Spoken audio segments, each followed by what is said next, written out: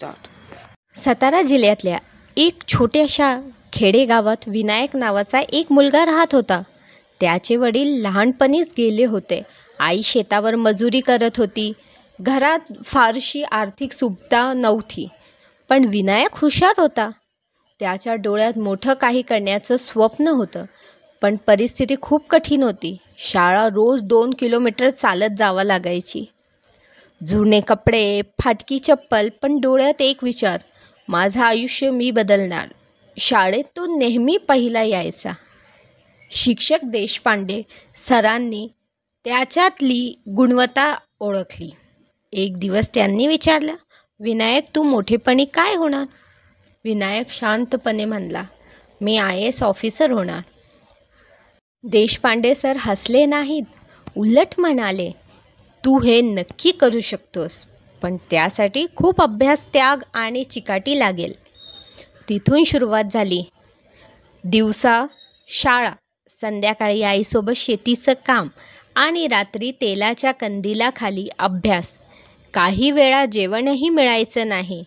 पण विनायक थांबला नाही.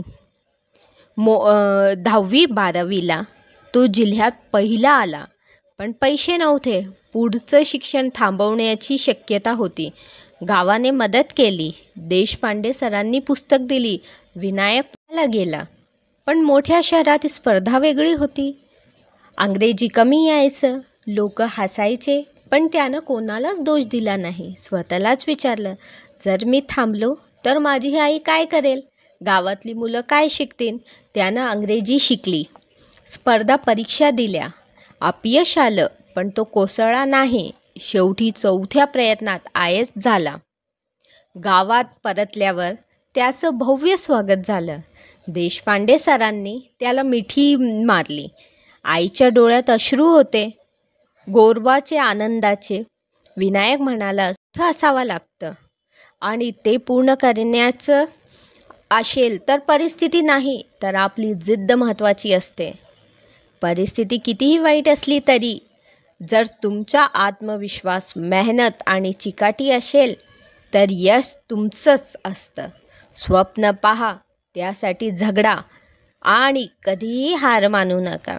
जय श्री स्वामी समर्थ.